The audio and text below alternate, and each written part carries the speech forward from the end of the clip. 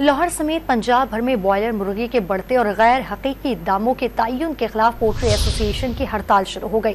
Poultry association ने इल्जाम आयद किया कि इंतजामिया हकीकत के मुनाफी रेट लिस्टें जारी कर रही है। मोहम्मद तैमूर की रिपोर्ट देखिए।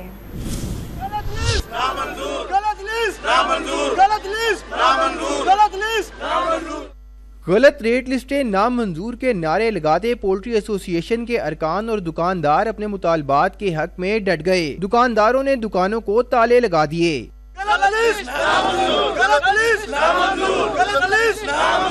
पोल्ट्री एसोसिएशन ने इल्जाम आयद किया कि इंतजामिया हकीकत के मुनाफी रेट लिस्टें जारी कर रही है, जिसके बायस चंद हफ्तों से दुकानदारों को रोजाना भारी नुकसान उठाना पड़ रहा है। मुर्गी का प्रॉपर रेट नहीं है, रेट लिस्ट की वजह से ये हमारा बहुत नुकसान हो रहा है, इसलिए हमने दुकानें बंद की है। पूरी टोटल मार्केट बंद है, रोजाना पे बेस पे हमें लॉस हो रहा है।